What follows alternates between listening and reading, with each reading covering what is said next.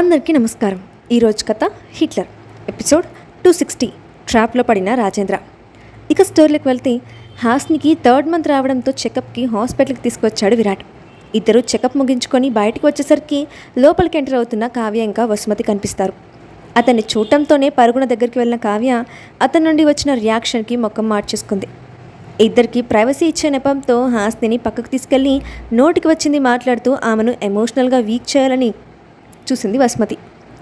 ఆమె ఆలోచనలను ముందుగానే గ్రహించిన హాస్ని విరాట్ దగ్గర ఆమె మాటలన్నీ చెప్పి తెలివిగా ఇరికించింది. దాంతో ఆగ్రహం చెందిన విరాట్ పిన్ని అని కూడా చూడకుండా వసుమతిని చెడామట ఎత్తేసి హాస్ని తీసుకొని బయటికి వెళ్ళిపోయాడు.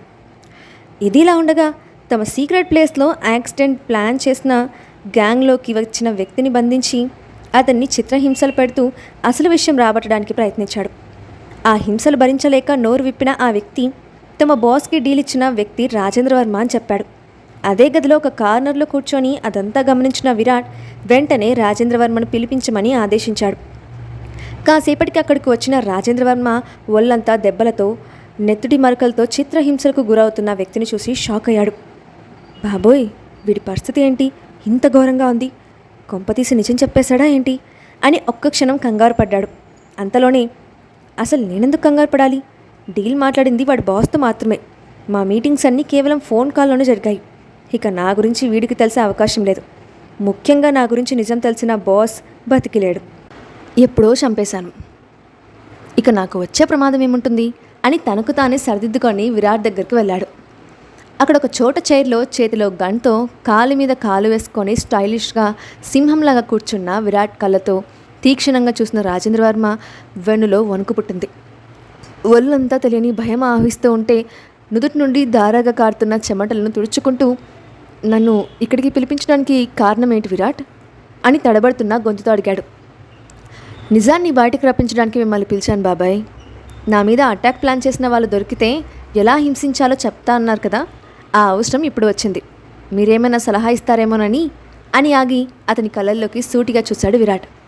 దాంతో అసలు నిజం తెలియలేదు అని లోపల పొంగిపోతూ పైకి ముఖం గంభీరంగా పెట్టుకొని, ఆ అటాక్ ప్లాన్ చేసిన వాడు ఎవరో చెప్పు విరాట్, ఈ చేతులతో వాడికి పనిష్మెంట్ ఇస్తాను, నా కొడుకు మీద ప్లాన్ చేసిన వాడు బ్రతకడానికి వీల్లేదు అని ఓవర్ యాక్షన్ చేశాడు రాజేంద్ర వర్మ.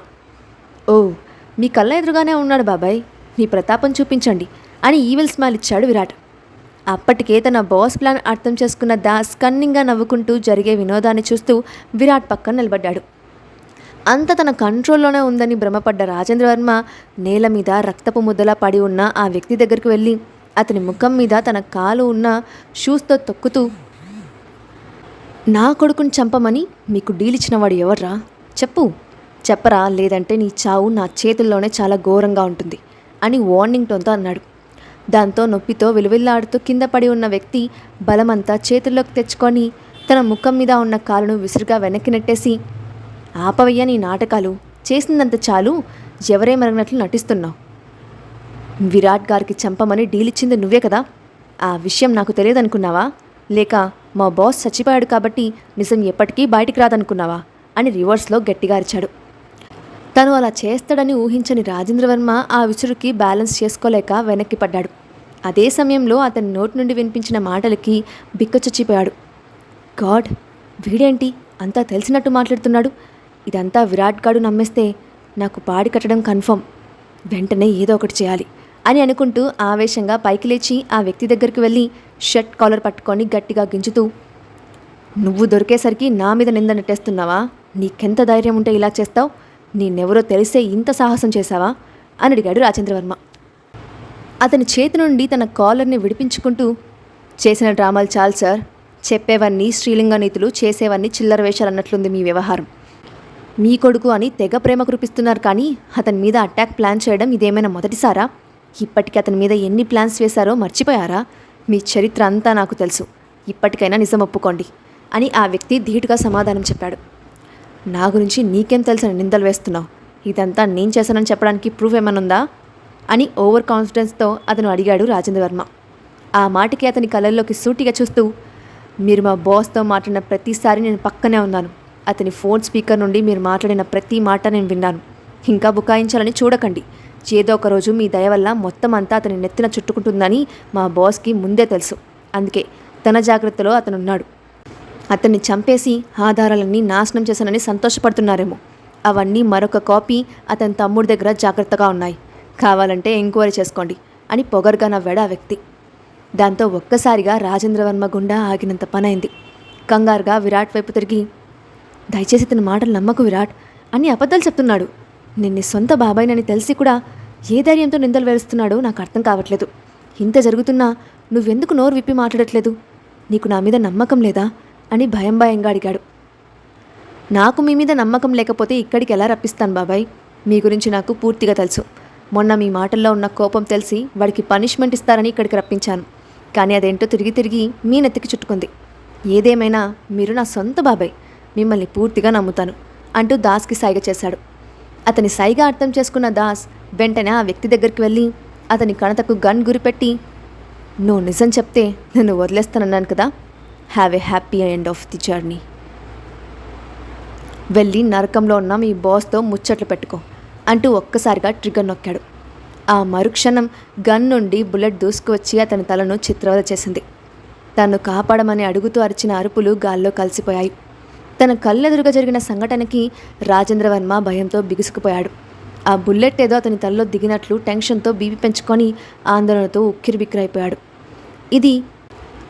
ఇది అని తెలియని భయం ఒళ్ళంతా వ్యాపిస్తూ ఉంటే ఇంకొక్క క్షణం కూడా అక్కడ ఉండలేక, ఇదంతా మనమంటే గిట్టని వాళ్ళు ఎవరో టార్గెట్ చేసి నన్ను ఇరికిస్తున్నట్టుంది. మీ బాబాయ్ మీద నీకు ఆ మాత్రం నమ్మకం ఉంటుందని అనుకుంటున్నాను. సరే, వచ్చిన పని అయిపోతే నేను వెళ్తాను విరాట్, ఆఫీస్ వర్క్ పెండింగ్లో ఉండిపోయాయి అని తడబడుతున్న గొంతుతో అడిగాడు. ఓకే బాబాయ్, పిలవగానే వచ్చినందుకు సంతోషం, మీరు వెళ్ళండి అని అతను చెప్పడం ఆలస్యం. పరుగులాంటి నడకతో అతను బయటికి వెళ్ళిపోయాడు. కాసేపటి నిశ్శబ్దం తర్వాత, ఇదంతా వర్కౌట్ అవుతుందంటారా సార్? అసలు నిజం బయట పడిన తర్వాత కూడా మీ బాబాయ్ గారిని సింపుల్గా వదిలేయడం నాకెందుకో నచ్చలేదు. అసలు సాక్ష్యాలు మాయం చేయడానికి ఆయనకి ఈ గ్యాప్ సరిపోదంటారా అని అనుమానం వ్యక్తం చేశాడు దాస్. నా గురించి పూర్తిగా తెలిసి కూడా నేను అంత ఈజీగా వదిలేస్తానని ఎలా అనుకున్నావు దాస్? నా సామర్థ్యం మీద నమ్మకం పోయిందా అని అడిగాడు విరాట్. మీ గురించి నాకు కాకపోతే ఇంకెవరికి తెలుస్తుంది సార్? మీరేంటో, మీ కెపాసిటీ ఏంటో పూర్తిగా తెలిసిన ఏకైక వ్యక్తిని నేను. ఇదంతా మీరు వేసిన ట్రాప్ అని నాకు అర్థమైంది. కానీ మీ బాబాయ్ విచిత్రగా ఇప్పటి వరకు మీ మీద ఎన్నో అటాక్ ప్లాన్ చేశాడు. అవన్నీ మనం కూడా సమర్థవంతంగా తిప్పికొట్టాం. కానీ అతనే చేశాడని తెలిసినా మన దగ్గర ఒక్కదానికి కూడా సాక్ష్యం లేదు. ఇప్పుడేమో దొరికినట్టే దొరికి చేయి జారిపోయింది. అదే బాధగా ఉంది సార్ అని బదిలిచ్చాడు దాస్. సాక్ష్యాలు కావాలని నువ్వే అంటున్నావు కదా, దానికోసమే అతన్ని వదిలేశాను. ఇప్పుడు మనం పెట్టిన టెన్షన్ వల్ల సాక్ష్యం దానంతటా అదే పరిగెత్తుకొని మరీ మన దగ్గరకు వస్తుంది. సాక్ష్యం కోసం మనం వెళ్ళక్కర్లేదు. నువ్వు చేయాల్సిందల్లా 24 గంటలు మా బాబాయ్ మీద కన్నేసి ఉంచడమే. అతని ఫోన్ నుండి వెళ్ళే ప్రతి కాల్ మనకు తెలియాలి. అలాగే అతనికి సంబంధించిన ముఖ్యమైన వ్యక్తులను మన వాళ్ళు వాచ్ చేసేలా చూడు. ఆ పని వెంటనే మొదలుపెట్టు అని వాటంతటా అవే జరిగిపోతాయి అని దాస్ కళ్ళల్లోకి సూటిగా చూశాడు. ఆ మాటతో అసలు విషయం అర్థమైన దాస్ వెంటనే ఆ పని మొదలు పెడతానని ఉత్సాహంగా చెప్పి బయటికి వెళ్ళిపోయాడు. విరాట్ ఒక సీక్రెట్ ప్లేస్ నుండి బయటకు వచ్చిన రాజేంద్రవర్మ తన కారులో కూర్చొని టెన్షన్తో వాటర్ బాటిల్ ఖాళీ చేసేశాడు. అప్పటి వరకు రేసు గుర్రంలో పరిగెడుతున్న అతని గుండెను కాసేపటికి స్థిమితపరుచుకొని తదుపరి కార్యాచరణ కోసం ఆలోచనలో పడ్డాడు. నాకు తెలిసి విరాట్కి నా మీద అనుమానం వచ్చినట్లు లేదు. లేదంటే ఈ పాటికి నా చాప్టర్ క్లోజ్ అయిపోయేది. నా మాటలను పూర్తిగా నమ్మాడు కాబట్టి నన్ను సులువుగా వదిలేశాడు. కానీ ఇప్పటికీ ప్రమాదం అలాగే ఉంది. నా డీల్ ఒప్పుకున్న బాస్ చాలా పెద్ద కంత్రిగాడు. ముందు జాగ్రత్త కోసం ఆధారాలన్నీ ఎక్కడో పెట్టే ఉంటాడు. నేను వాడిని చంపే హడావిడిలో ఈ విషయాన్ని నెగ్లెక్ట్ చేశాను. ఇప్పుడు అదే నా పీకకు చుట్టుకునేలా ఉంది. వెంటనే ఆ పనిని ఏదో ఒకటి చేయాలి అని ఒక నిర్ణయానికి వచ్చినట్లు వేగంగా తన ఇంటికి బయలుదేరాడు. కాసేపటికి కార్ అతని విల్లాకు చేరుకోవడంతో కిందకు దిగి నేరుగా స్టడీ రూమ్లోకి వెళ్ళి తన పర్సనల్ డ్రైవర్కి కాల్ చేశాడు. అతను కాల్ లిఫ్ట్ చేయడం ఆలస్యం. రేయ్, ఎక్కడ చచ్చావురా? నిన్ను నమ్ముకున్నందుకు నన్ను పూర్తిగా ముంచావు. ఎక్కడున్నా సరే వెంటనే నా దగ్గరికి రా, ఇక్కడ కొంపలు అంటుకుంటున్నాయి అని గట్టిగా అరిచాడు రాజేంద్రవర్మ. ఇప్పుడు ఏమైందని అంత గట్టిగా అరుస్తున్నారు సార్? ముందుగా కంగారు పడకుండా విషయం ఏంటో ప్రశాంతంగా చెప్పండి అని వాడు తాపీగా అన్నాడు. ఆ బాస్ గాడిని చంపేస్తే మనకి ఎలాంటి సమస్య ఉండదని అన్నావు. కానీ వాడు పోతూ ఆధారాలన్నీ వాడి తమ్ముడి దగ్గర పెట్టిపోయాడు. ఇప్పటికే విరాట్ ఆ కేసు గురించి ఎంక్వైరీ చేస్తున్నాడు. వాళ్ళకన్నా ముందే ఆ డ్రైవర్ని పట్టుకొని ఆధారాలన్నీ నాశనం చేయి. ఏ మాత్రం ఆలస్యం జరిగినా ఇన్ని సంవత్సరాల మన కష్టం వృధా అయిపోతుంది. బోనస్గా వాడి చేతిలో నా ప్రాణం కూడా పోతుంది. వెంటనే పని మొదలుపెట్టు అని ఆర్డర్ వేశాడు. మీరు అనవసరంగా కంగారు పడుతున్నారు సార్. ఇప్పటి వరకు మనం చేసిన అటాక్స్ అన్నిటికీ ఒక్క ఆధారమైనా ఉందా? లేదు కదా. అన్నిటినీ చాలా జాగ్రత్తగా ప్లాన్ చేసుకున్నాం. ఇప్పుడు కూడా పరిస్థితి మనకు అనుకూలంగానే ఉంటుంది. అయినా నేనుండగా మీకు టెన్షన్ పడాల్సిన అవసరం లేదు. నాకు తెలిసి వాడికున్న 2 తమ్ముళ్ళల్లో సత్సంబాలు లేవు. అసలు వీడు ఏం చేస్తాడో కూడా వాళ్ళకు తెలియదు. ఆల్రెడీ బాస్ని చంపేసినప్పుడు అదంతా ఎంక్వైరీ చేశాను. కానీ అప్పుడు ఈ విషయం బయటపడలేదు. ఇప్పటికైనా మించిపోయింది ఏమీ లేదు సార్. ఇప్పుడైనా పని మొదలు పెడతాను. వీలైనంత త్వరలో ఆధారాలు నాశనం చేసి మీ దగ్గరకు వస్తాను అని నమ్మకంగా చెప్పి కాల్ కట్ చేశాడు అతని పర్సనల్ డ్రైవర్. అతను అంత నమ్మకంగా చెప్తున్నప్పటికీ రాజేంద్ర వర్మ రిలాక్స్ అవ్వలేకపోయాడు. వెంటనే విరాట్ తెలివితేటల సామర్థ్యం పూర్తిగా తెలిసిన వ్యక్తిలా అతన్ని తక్కువ అంచనా వేయలేకపోయాడు. కానీ చేసేదేమీ లేక డ్రైవర్ నుండి వచ్చే కాల్ కోసం ఎదురుచూస్తూ టెన్షన్గా ఆఫీస్ రూమ్లోనే గడిపేశాడు. రాజేంద్ర వర్మతో కాల్ మాట్లాడిన అనంతరం అతని డ్రైవర్ అసలు పనిలో దిగిపోయాడు. వెంటనే తనకు కావాల్సిన సోర్సెస్ ద్వారా బాస్కి సంబంధించిన దగ్గర వ్యక్తుల గురించి పూర్తి సమాచారం సేకరించాడు. అతని విచారణలో బాస్తో దగ్గర సంబంధం ఉన్న అతని కజిన్ బ్రదర్ గురించి తెలిసింది. అదే విషయాన్ని రాజేంద్ర వర్మకి కాల్ చేసి చెప్పి ఆ వ్యక్తి ఉన్న పబ్కి బయలుదేరాడు ఆ డ్రైవర్. ఆఫీస్లో ఉన్న విరాట్ దగ్గరికి వచ్చిన దాస్ రాజేంద్ర వర్మ అతని డ్రైవర్ చేసిన కాల్ గురించి, అలాగే ఆ డ్రైవర్ చేసిన ఎంక్వైరీ గురించి వచ్చిన ఇన్ఫర్మేషన్ మొత్తం విరాట్కి చెప్పాడు. అని టేబుల్ మీద పేపర్ వెయిట్ తిప్పుతూ, అసలైన ఆట ఇప్పుడు మొదలైంది. మన ప్రమేయం లేకుండానే డ్రైవర్ చక్కగా ప్రూఫ్ సంపాదించి మనకిస్తారు. ఇప్పటి నుండి ఆ వ్యక్తిని నువ్వే జాగ్రత్తగా ఫాలో అయిపో. వేరే వాళ్ళకి ఈ టాస్క్ అప్పగించకు. ఇదంతా చాలా కాన్ఫిడెన్షియల్గా జరగాలి. మన నుండి తప్పించుకోవడానికి ఎవరు ఎన్ని ఎత్తులు వేస్తారో చూద్దాం అని సాలోచనగా చెప్పాడు. ష్యూర్ సార్, ఇప్పటి నుండి అతని వెంట నేనే ఉంటాను. ఆ డ్రైవర్ ప్రెజెంట్ పబ్కి వెళ్ళాడు.